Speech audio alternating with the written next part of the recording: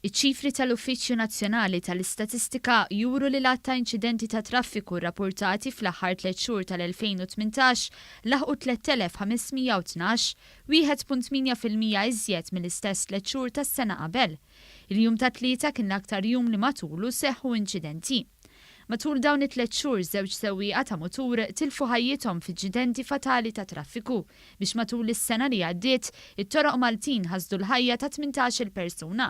Dan ifisser persuna anqas meta mqabbel mal-2017. Matul sena sħiħa ġew irrapportati kważi 14,400 inċident ta' traffiku, tnaqqis ta' aktar minn 4% fuq l-2017. Kważi 740 inċident ġraw f'Għawdex. B'kollox ħareġ li s-sena l-oħra kien hemm medja ta' 39 inċident irrapportat kuljum. Miċ-ċifri għas-sena l-oħra joħroġ ukoll li fl-inċidenti ta' traffiku weġġaw total ta' 1675 persuna, tnaqqis ta' kważi 200 persuna midruba. Fl-aħħar 3 xhur tas-sena l-inċidenti li seħħew il-ħamis kienu aktar serji tant li ħallew l-akbarat ta' persuni midruba b'aktar minn 570 każ. Il-biċċa l-kbira tal-persuni li ndarbu gravi kienu rġiel. L-akbarat ta' inċidenti seħħu bejn id-9 u nofsinhar.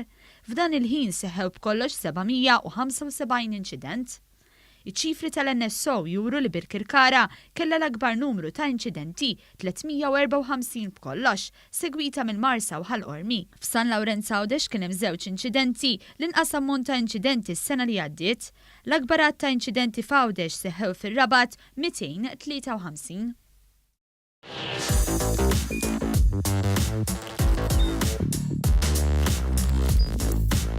Idħol fuq one.com.mt u hemmhekk tista' tara l-programmi kollha li jxandru fuq One permezz ta' One Play.